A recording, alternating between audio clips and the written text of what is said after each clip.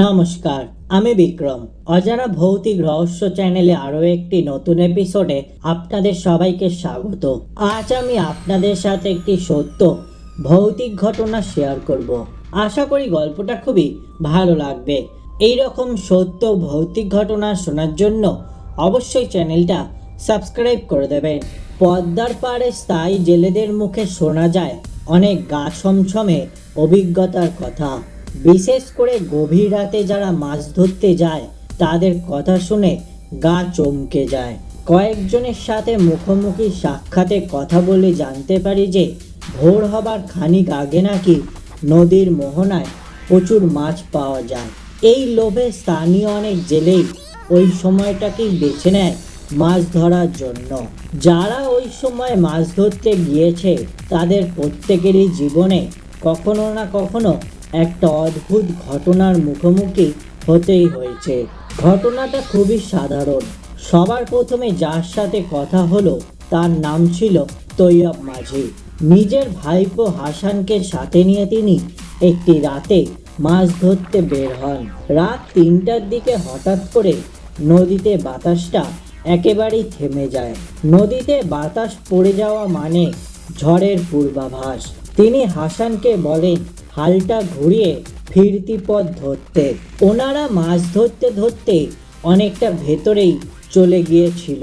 হঠাৎ তারা উভয়ই লক্ষ্য করেন তাদের থেকে প্রায় মাইল খানেক সামনে দিয়ে একটি যাত্রীবাহী নৌকা যাচ্ছে। নৌকাটা হয়তো চোখে পড়তো না, কিন্তু অবাক লাগলো কারণ নৌকার উপরে ছাউনিতে একটা অদ্ভুত রঙের বাতি দেখা যায়। অনেকটা নীলচে আভা বের হচ্ছে সেই বাতিটি থেকে। মানুষগুলো হয়তো বিপদে পড়তে পারে এই ভেবে তৈয়ব দ্রুত বৈঠাবে হাসানের সাহায্যে ওই নৌকাটার পাশে চলে যান। নৌকার ভেতর উঁকি দিয়েই চমকে ওঠেন তৈয়ব। নৌকায় কোনো মাঝিই নেই। তার যে ভয়ঙ্কর হলো নৌকার পাটাতনে পড়ে আছে এক গাদা লাশ। অনেক পুরনো লাশ, পচে গলে আছে। ছাউনির ভিতর একটা মরচে পড়া হারিকেনে সেই আগুনটা জ্বলছে। তৈয়ব আলীর মুখ দিয়ে চিৎকার বেরিয়ে যায়। চাচাকে চিৎকার করতে দেখে বৈঠা ফেলেই দ্রুত চাচার পাশে চলে আসে হাসান। দেখে তার চাচা মাথা ঘুরে পড়ে যাচ্ছে। দৌড়ে গিয়ে কোনো মতে চাচার পতনটা ঠেকায় সে।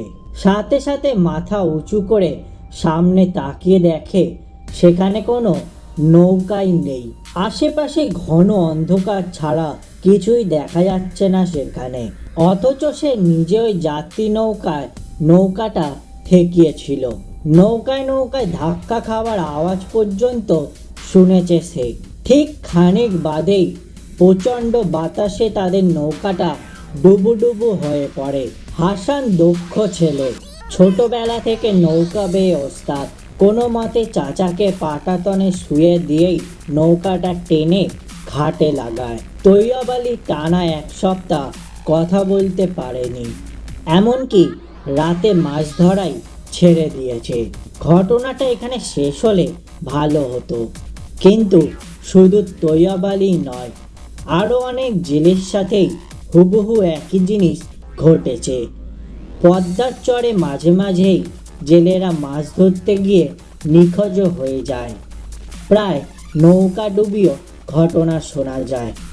এই ছিল আজকের সত্য ভৌতিক ঘটনা। গল্পটা ভালো লেগে থাকলে লাইক, শেয়ার ও কমেন্ট করে দেবেন। এই রকম সত্য ভৌতিক ঘটনা শোনার জন্য অবশ্যই চ্যানেলটা সাবস্ক্রাইব করে দেবেন।